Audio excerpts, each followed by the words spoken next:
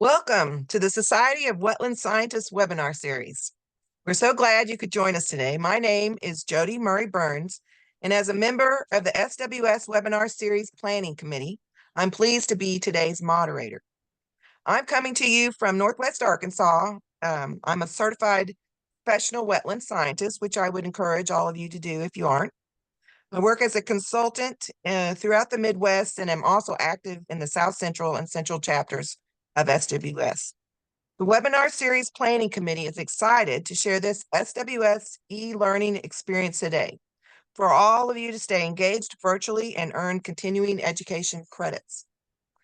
Today's lecture and topic will be Wetlands of Nebraska Outreach and Education Project, Accomplishments and Transferability.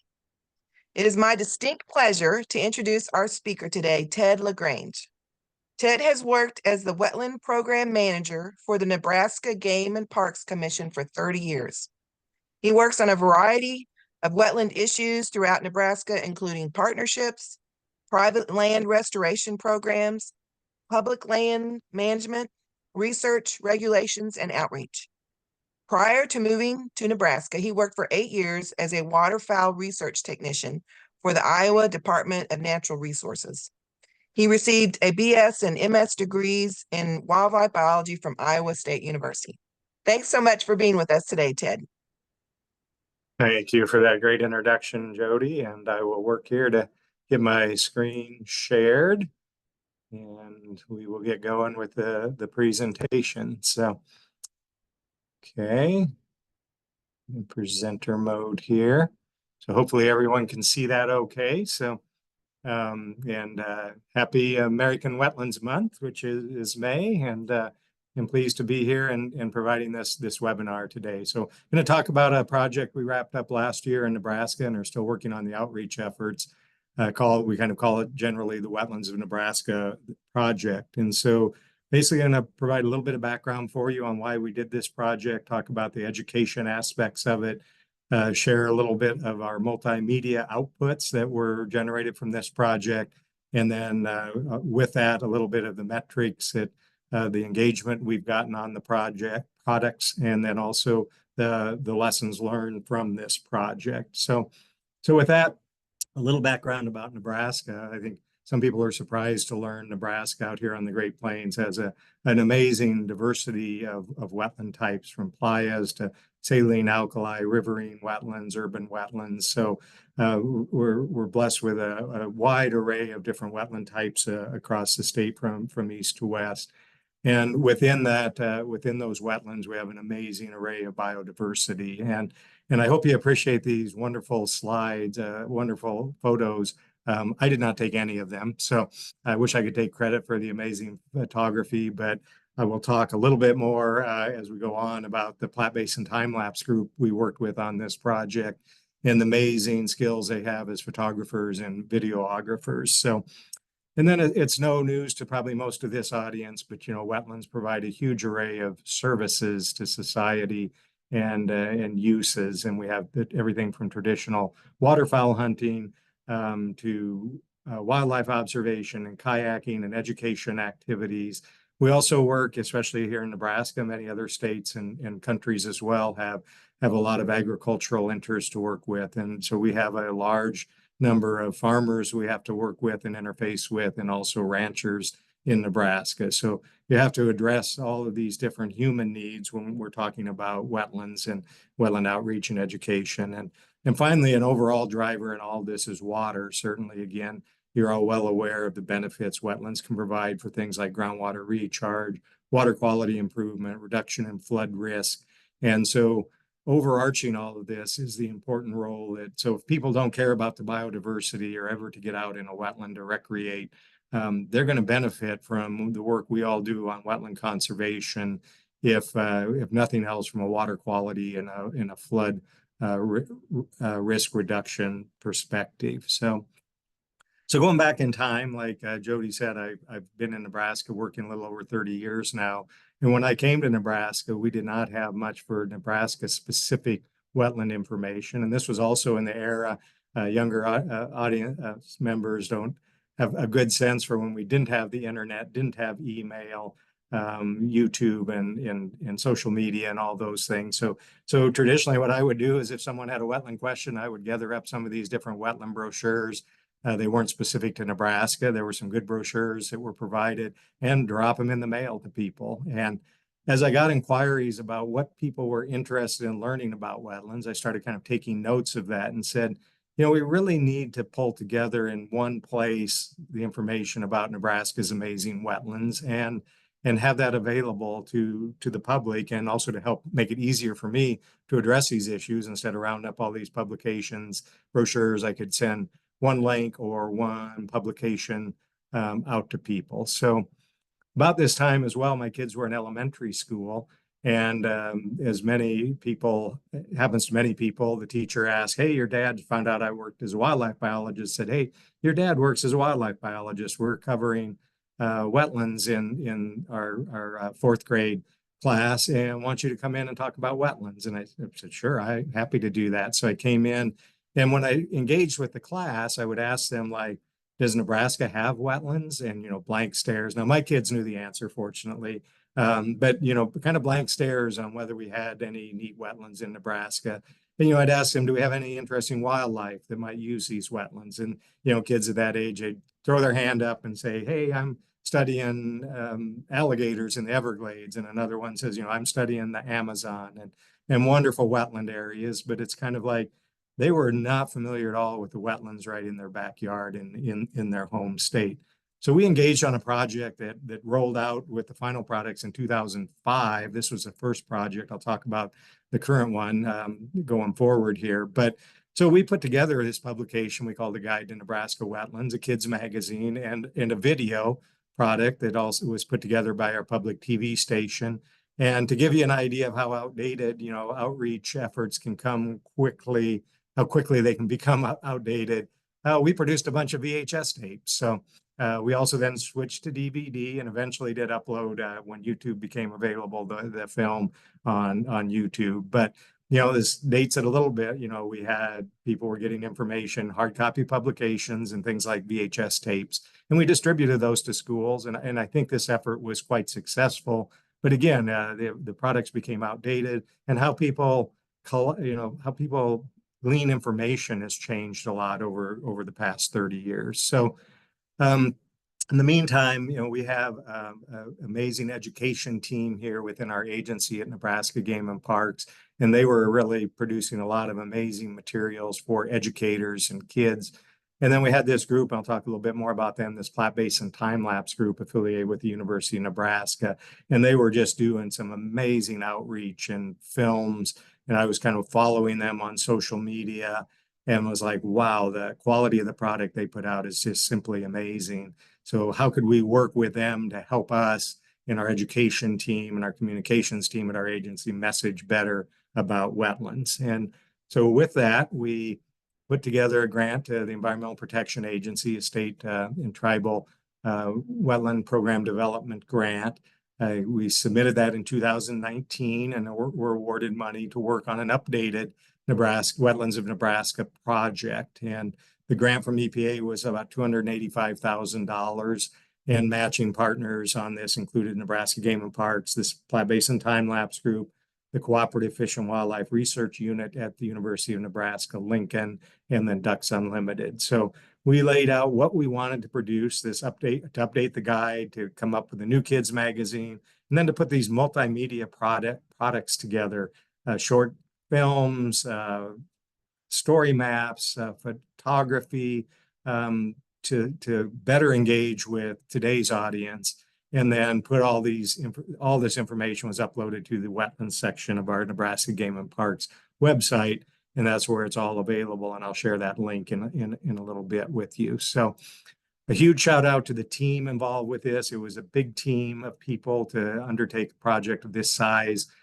So these are the people within our agency and within some of our partners. And I underlined here, we had education experts and communications experts, because as Jody indicated, my background is a wildlife biologist that specializes in wetlands. So I can talk some of the wetland speak, but how do we share that with educators? How do we share that with the general public? having that input from the communication specialists and our education specialists was really, really important. So a huge shout out to this core team. They worked for 3 years putting these products together, and were amazing to work with. And I can't speak give high enough praise to the quality of the work that this team did. And here's a picture of our group actually right ahead of the pandemic. Little did we realize how things would change in 2020. We were getting together talking about the project, but we did work through the pandemic, and as restrictions eased, we're able to get out and get the films done and collect a lot of amazing stories to share with people about the wetlands here in Nebraska. We also had an advisory committee. Again, won't go through all the names here, but a lot of school teachers, nature center folks, people with zoos, some of our partner agencies and organizations. And so these people were not involved with the day-to-day nuts and bolts of the project, but we shared draft product with them and say, hey, how would this work in your classroom or at your nature center?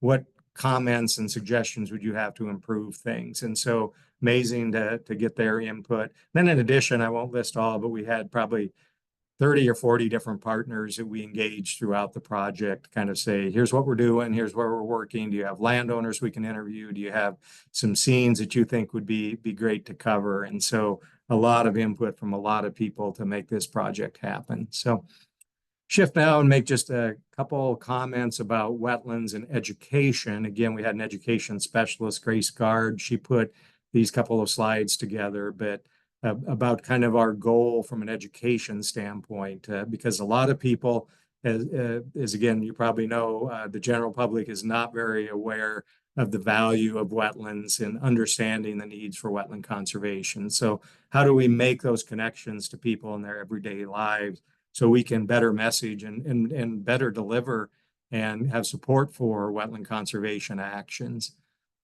And so again, we did this through a variety of ways, working with our stakeholders, scientists, educators. Again, can't say enough about the graphic designers, the media specialists, the videographers involved in this project, because we could not have put the product together without the help of this very diverse team of people from an expertise perspective. So they were just amazing to work with. And then I really like this slide from the standpoint of again, emphasizing that, wetlands provide these benefits. But as I found out talking to my kids' class and teachers, people weren't aware of even that we have wetlands in Nebraska, let alone the amazing biodiversity they support and all the beneficial services that they provide. So, and I really like this quote that Grace Gard put in this slide. So, and it really resonates, because the key to effective science communication isn't the science, it's the communication. So again, I could do the science part of it, but the communication aspect is really, really important on a project like what we worked on here. So, so we did the product release last year on February 2nd. And I always ask, if I have an audience in front of me, what February 2nd is, and everybody raises their hand and says Groundhog Day, which it certainly is. But a group like this, I would expect you to raise your hand and say it's World Wetlands Day, February 2nd. So we had a little fun with that, both as a great opportunity to message, but also that's kind of when the products were available. And so we did produce 5 feature films about Nebraska wetlands, sandhills wetlands, playas, saline wetlands, riverine, and urban wetlands, an overview film. In addition to the project, was producing some educational videos specific to classroom use on plant adaptations and animal engineers, associated guide to those products, 5 ESRI StoryMaps that are housed on our website, this updated guide to wetlands, and the updated kids magazine. So those all rolled out last year. So I'll share just little clips of those products with you. So the updated guide to Nebraska wetlands has been well received. It's online, so we get a lot of downloads of it. And we've distributed we printed 5,000 copies and distributed almost half of those copies within a little over a year's time frame. The kids magazine we called Wetlandology, a little play on biology and ecology. And so we have some kids magazines like Birdology and Reptileology. So on this one, we went with Wetlandology for the kids. And So it has some games in it, activities for kids. It's designed, again, by an educator for educators and kids to use. And we printed 34,000 of those, and those have all been distributed. We did do a mailing to all the classrooms in the state. And so every fourth grader in the state received a copy of this Wetlandology Kids magazine. And we are in the process of reprinting those. So that's exciting to have those out. Tracking both the hard copy requests we get, and the publications are also on the University of Nebraska's Digital Commons. Kind of fun just to see where requests have come in, 23 different states and 18 different countries. So one or both of those printed products have gone to a lot of different places around the US and then around the globe. So kind of fun to have that kind of a reach with a project like this. So certainly pleased with that. So when I mentioned these wetland types, and you can come up with lots of different ways to classify wetlands. We spent a lot of time right at the beginning talking about, well, how do we divide up the state in a meaningful way to tell stories? And so we have an area called the Sandhills, which is 20,000 square miles of intact prairie, about 1 million acres of wetlands. We thought that certainly deserved its own story. Playa wetlands are prominent in parts of Nebraska. We have riverine wetlands associated with all of our rivers and streams.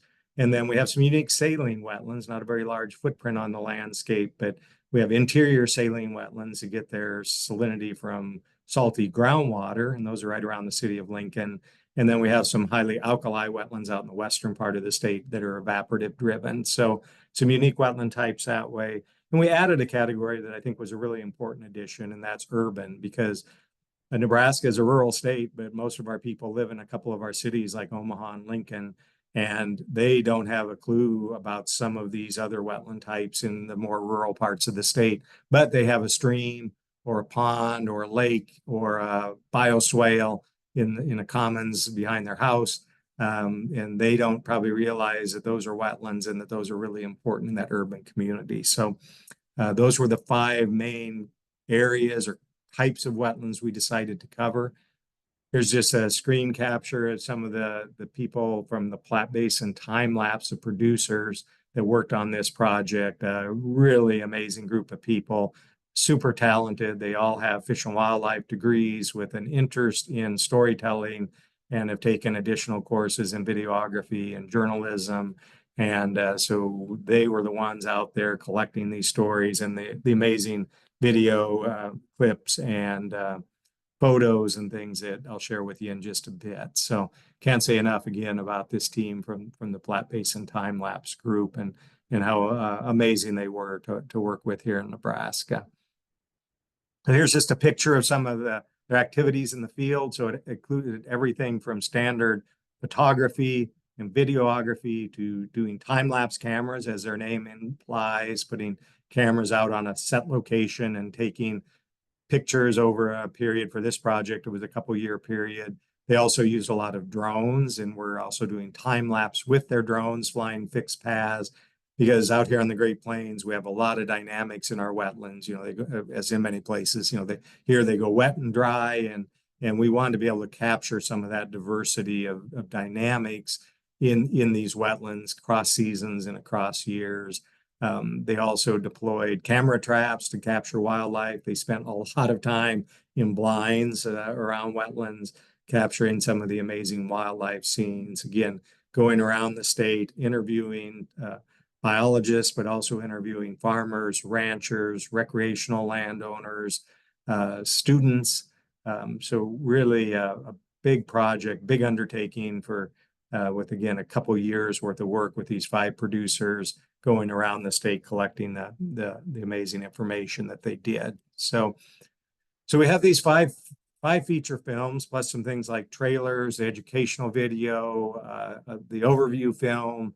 And so these are all available on YouTube, but they're also available on our Nebraska Game and Parks website. I'll share that link in a moment. This is just the YouTube page we created. And you can just see some of the views that we've gotten for the different films, from the different films. Pleased with this. I wasn't sure what to expect. Certainly hasn't gone viral with millions of shares and views. So I mean, that would be great. But, I think a very niche product like this, specific about wetlands in Nebraska, a small state like Nebraska is with a pretty small population, just a little over 2 million people, pretty pleased with this kind of engagement. And then we've been graphing this out, and I've been surprised the views have continued to kind of grow at a steady pace. So I thought they might level off, but I'll touch in a bit. We continue to do a lot of messaging about this project, and I think that's helpful. And then this is just the tail end of that site. Couldn't fit it all on one page, but also our classroom videos that were produced. And so total view of over 15,000. Again, pleased with that. That's a lot of outreach that we wouldn't have gotten, and we would certainly have we not done this project. And that's just online views. Obviously, when we share it with a group like this, when I give presentations, if they're showing it at a nature center or school, using just the website or using a site, something they have on their computer, then we would not track that. So it's certainly more than that with the engagement. Just a quick shout out again to Grace Gard and the work she did on putting these lesson plans together.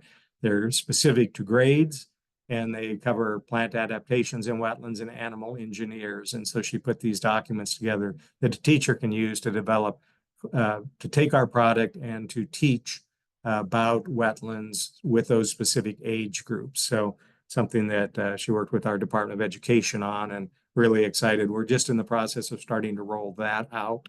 And so excited to see how that gets used in classrooms.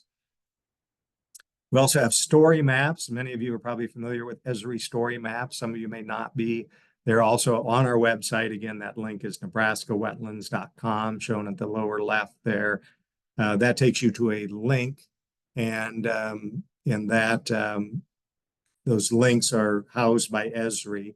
And so just so you can access these different story maps, but they give some additional information, some personal narrative from the producers about the work that they did, there's a photo gallery, there's some additional film clips. So a lot of additional information beyond the guide and the film for people who want to take a deeper dive into these 5 different wetland types or categories. This is just a screen capture of one of the videos where you can hear the sounds in a wetland and see some pictures of some of the waterfowl. Again, amazing photos that the producers took working on this project. So those story maps are available for people to take a look at and learn from. One of the things I'm really pleased about on this project is that we didn't just wait till the end and say, here's everything on February 2nd, and release it. We messaged throughout the 2.5-year period on social media with news releases, presentations, lots of, there's a picture there of me presenting at the Society of Wetland Scientists meeting, the joint science meeting in Grand Rapids, Michigan. So, we've been working really hard to get the word out as we go along, because every time we share messages about wetlands in Nebraska, we get engagement, and that engagement is really helpful in helping us teach about wetlands.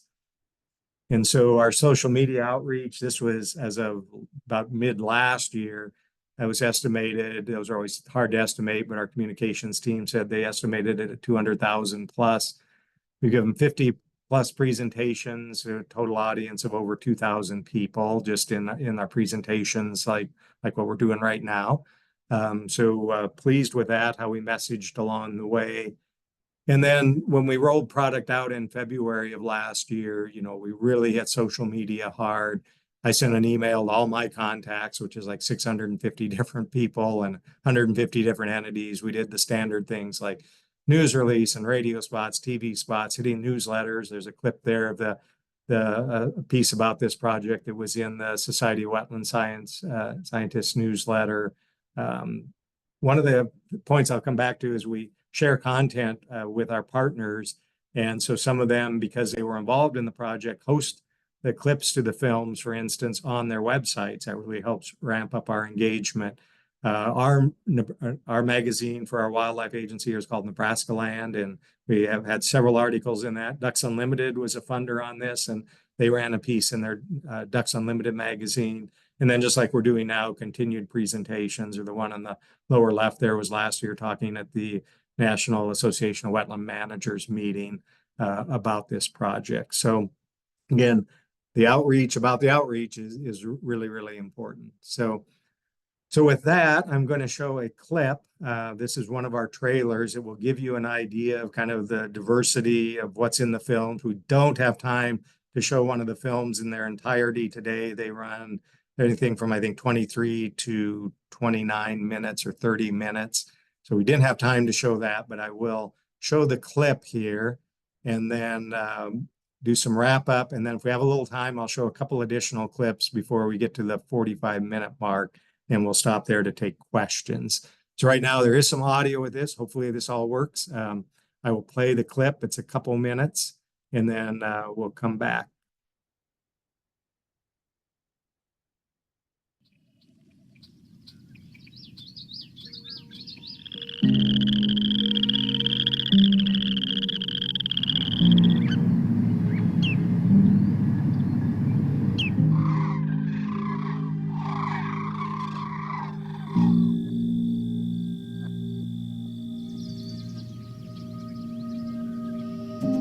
The thing that I find fascinating about wetlands is the diversity and abundance of life that they support. So there's these amazing, green, vibrant places.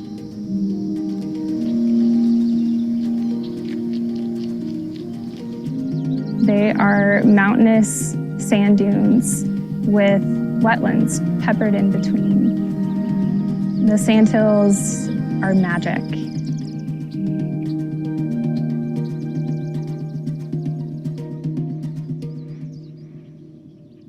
This is my first time being out, like right out on the land. So I really appreciate this time. I look at these lands and I feel that connection, that ancestral connection to the saline wetlands.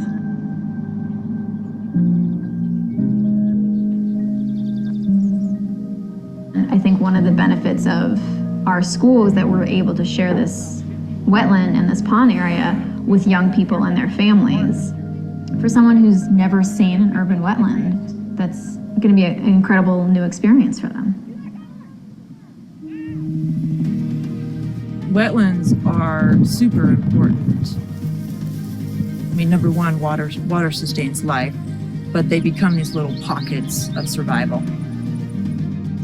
The more you spend time, the more you'll see. The more you see, the more you'll want to come back and visit them again and again. I just love so much about them. They're so surprising and incredible. It's just like a wealth of everything that we need. It's like a reflection, so I'm very grateful for them. It's important that people understand they're not a wasteland. There's a great opportunity for us to talk about the benefits that go beyond wetlands that really influence every Nebraska resident.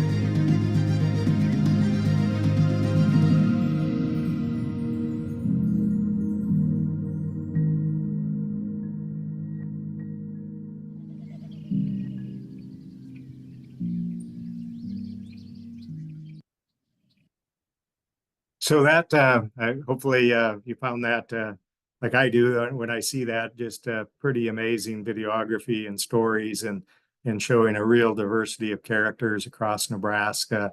And so hopefully if people see, and that's the trailer, if you see one of these films, hopefully again in the future, people are going to look at this in classrooms as it gets used in classrooms. Will definitely be like, hey, this is, wetlands are really important, and we've got some really neat ones right here in our backyard. So a few take-home messages from this project is just obviously when you're working on a grant or working on a big project like this, clearly defining, what your outputs and outcomes are going to be, defining that audience, those things, spent a lot of time on that early in the project.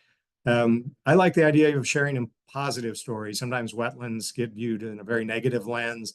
Sometimes we talk, and there's plenty of doom and gloom and concern about wetlands and endangered species and wetland loss and regulations. And we try to engage, with positive stories and engage with some of those non-traditional entities. Like, how do farmers and ranchers live with wetlands and work with wetlands out on the landscape? How do we as conservation practitioners work with them? And some of those, and also educators, just so those educators, farmers, ranchers, we certainly interviewed biologists and scientists, And that's a hugely important part of the story, but we didn't overlook some of these other audiences. Again, that creative team, like I touched on, with that diverse skill set. Biologists, you got to have that, but you got to have communicators, educators, people who are really skilled, videographers, super important. Involving others, and they help share the message. One of the things I learned from this, we kind of knew going in, but again, having Ducks Unlimited help provide some money, they ran a piece about this in their magazine, working with some of our different partners here in Nebraska, like nature centers and organizations. Since they were a part of the story, interviewed, and their stories were a part of what we shared, they put it on their website and they share it, and they talk about it. And so that really amplifies our outreach. Again, that importance of messaging throughout the project, I think, is really helpful. Don't just wait, but use opportunities like World Wetlands Day and American Wetlands Month and other opportunities to message about what you're doing and what's coming.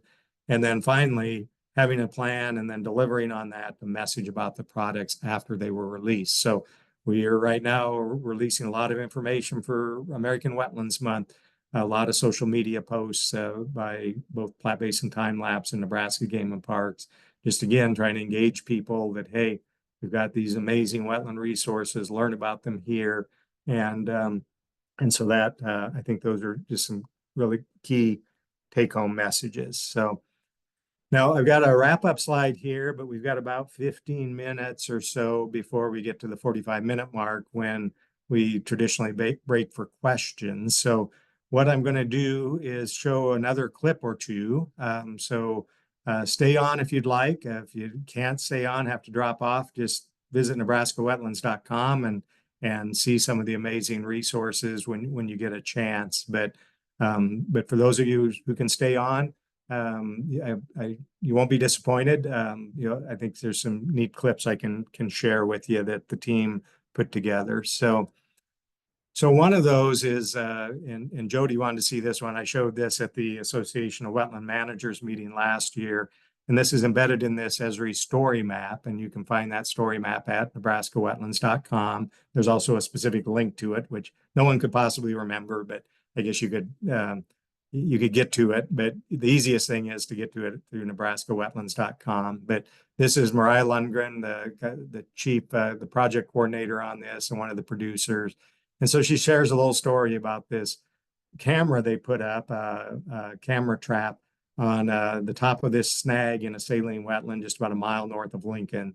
And so I'll go ahead and share that clip. It runs about 3 minutes, and then we'll probably do another one. I think we'll have time. So with that, I'll go ahead and run this.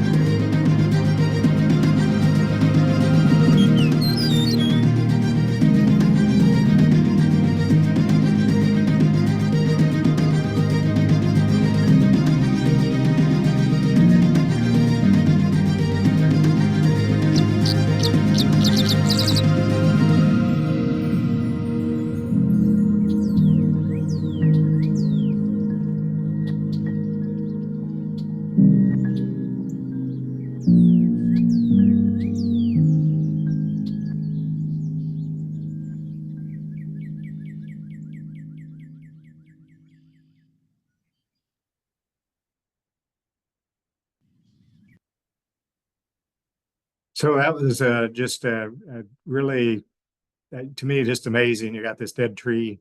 We left the snag, intact there. Just the amount of use that gets in a wetland area, amount of feeding going on, the diversity, the amount of wildlife that use this one dead tree out in a wetland, just again, a mile north of the city of Lincoln, is really, really pretty amazing. So with that, I think I'll go ahead and send out or show you there's the overview film that'll take us to about a quarter till, and with that, then we'll take time for questions. So this is just an overview film, shows you a little snippet of each of the 5 types from the film. This is a narrated film. The others are covered by people on camera. And so this is a narrated film we put together, a shorter one that just will give you that overview, and then we'll take time for questions.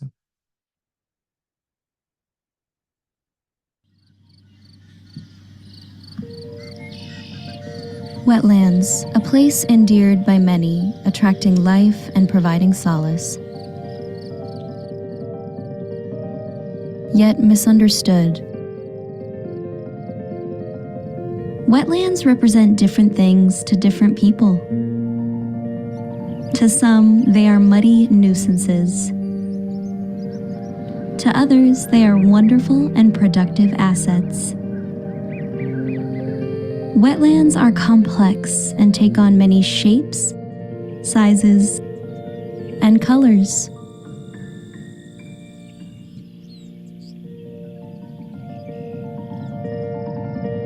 A wetland is defined by the presence of water, water-loving plants, and soils that have been developed in wet conditions. They can become dry and then flood, are burned by prairie fires and grazed. They need these disturbances to thrive. In Nebraska, we have 4 major wetland categories. Riverine wetlands, found along rivers, streams, and floodplains. Playa wetlands, often circular depressions fed by rainfall. Sandhills wetlands, wild, diverse, and fed by groundwater. Saline wetlands, connected to ancient water as salty as the ocean. Wetlands are also found in every county of the state, including our urban spaces. Wetlands are critical for our survival. They improve water quality, provide habitat, reduce flooding and soil erosion, sequester carbon, produce food for livestock, and provide recreational opportunities. Wetlands in Nebraska have suffered tremendous loss. They have been drained, ditched, and destroyed. However, not all is lost. Today, we have people working hard to keep our wetlands intact.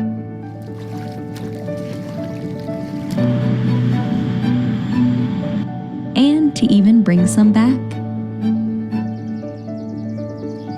Wetlands speak louder than words. If you take the time to listen and explore,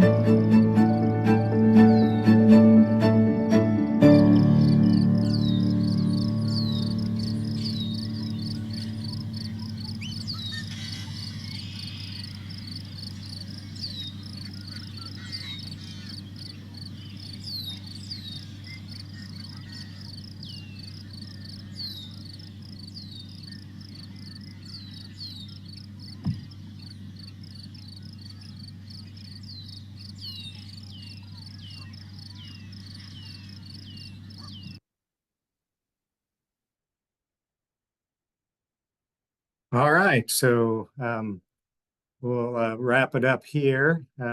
Thanks for sticking with me here and seeing some of the amazing work that the team did. Again, there's opportunity for questions now. Appreciate your participation here, and visit at nebraskawetlands.com if you have any questions at all. I want to see rather that the products that are available from this project. So, and with that, happy to take questions. Thanks, Ted, for that really interesting presentation.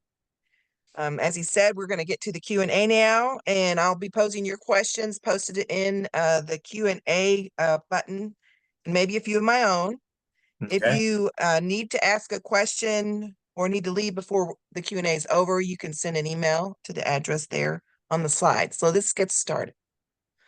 First question that's come in is, Amy asks, have any success stories of preservation resulted from the education efforts?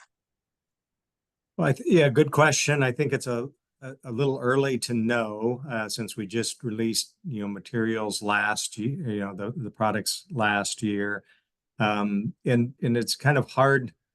That would be a hard thing to quantify. We certainly have a lot of wetland restoration and conservation work going on in our state. A lot of that predated some of this outreach effort, but I think and I look at an outreach, education, both outreach and especially education are long games. You have to be at this a while and continue to message in positive ways. And so I am confident that as people learn about wetlands and the benefits they provide, they will, some people will take some action on their own, but part of it is we just want to change the narrative a little bit and get people to think about wetlands in a different way instead of the wetland battles we've had, or instead of them just maybe being neutral about it, maybe advocate for wetlands, in their community planning or in, legislation or policy arenas. And that will be beneficial, but that will take time for that to take effect. But I think we just have to continue to message and engage with people, and especially try to reach out to non-traditional audiences. And that's something that we're working to do and will continue to.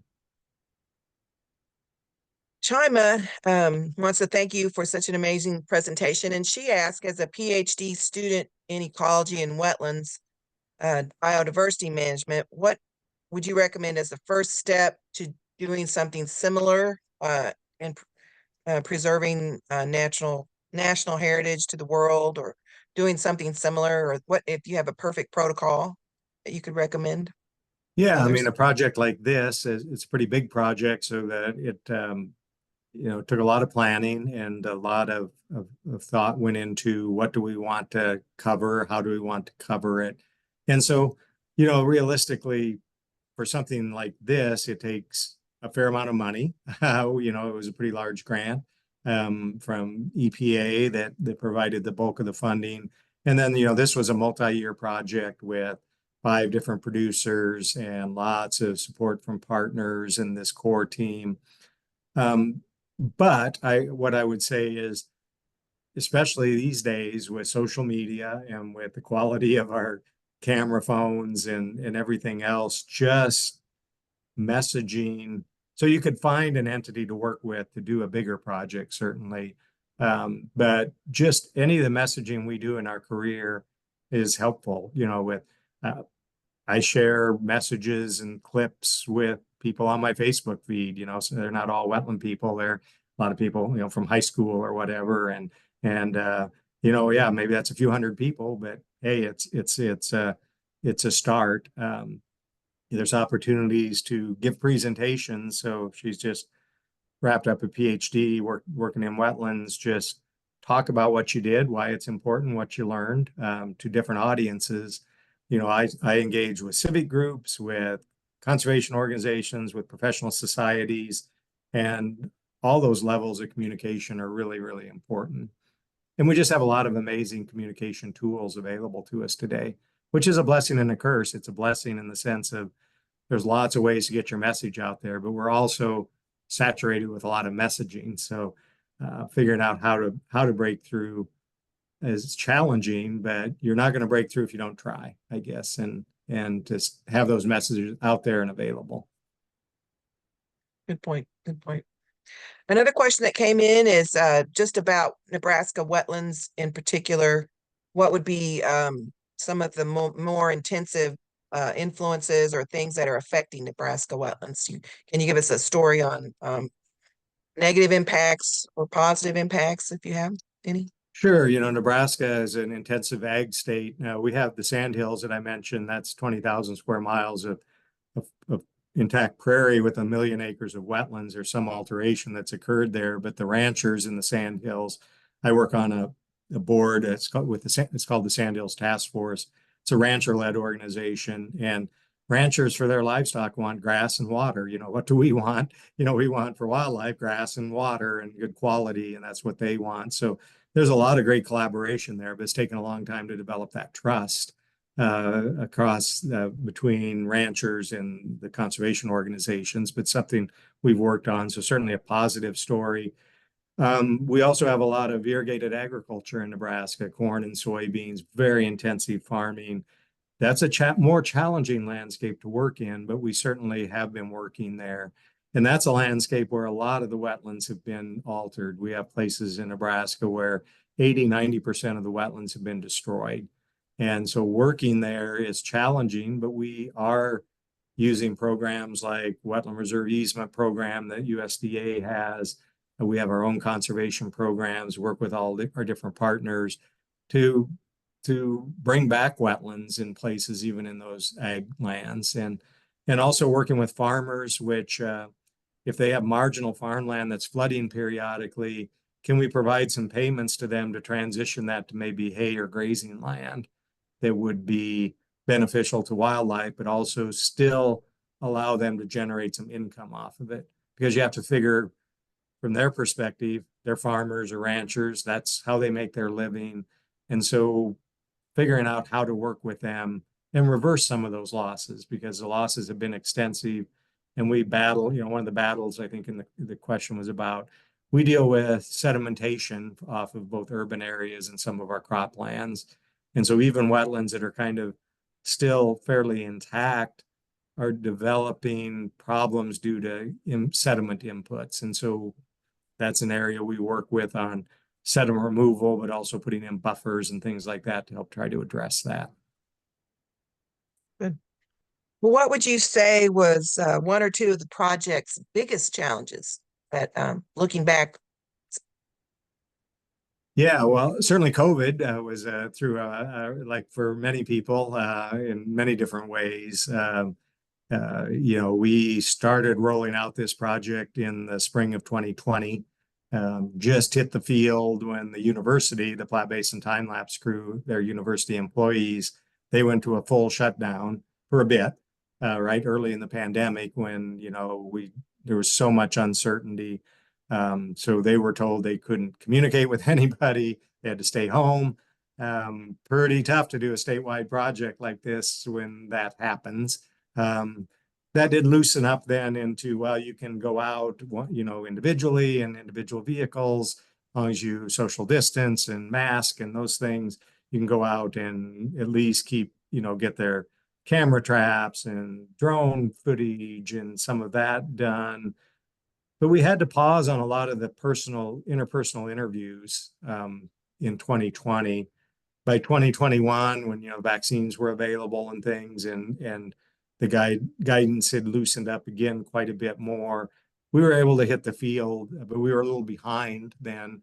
We had to do a lot of work in 2021, getting all the interviews and working especially with classrooms, getting kids in the wetlands.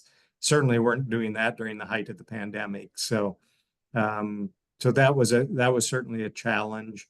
But overall, the project, it was a big project to coordinate. But we had an amazing team of people. It takes a lot of time. I see people talk about trying to rush out a video or something. And to me, to do it right, takes a lot of time to capture the seasonality and even the cross-seasonal effects and cross-year effects, and to get out and capture all those stories. You can't go out, say this afternoon, like, hey, I'm gonna go talk to a farmer today. And, you know, you have to build a little trust. You have to do it when they're not busy. You have to find the right ones to talk to or willing to talk, and have a good story to share.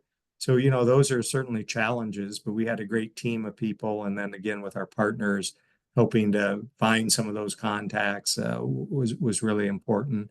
Another thing I would mention that I don't remember the ratio exactly, but they spent a lot of time in the field, you know, collecting all the, you know, they have thousands of hours of videography, but editing that all down into some final product and final stories took like 4 times the amount of effort, time, because it just takes a lot of time to put all that together, the audio, the video, the editing.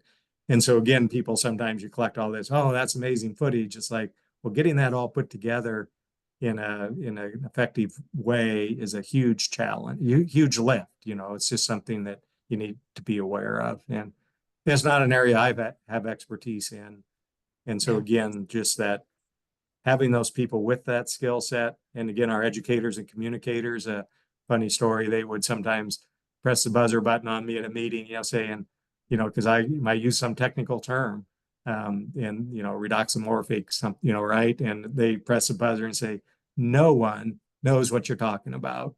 And so how do you say that in a way, you're not dumbing it down, but how do you say it in a way that a classroom can understand what you're talking about? And so that was really important and really helpful to have some of those people in the room.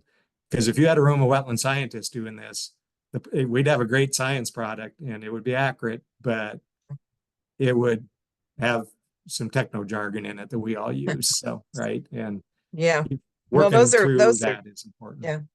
Those are great points. And I hope everyone picked up that there's a lot of interviews in the films themselves that share a lot of good viewpoints. So we can't say thank you enough, Ted, for sharing this great project with us and showing us what all you guys did. Really appreciate your time here. Wonderful. Thanks to SWS and to Jody and all the support team here, and appreciate that.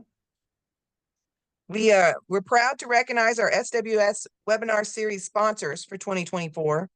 We've got Cattails Environmental, Davy Mitigation, and EcoBot.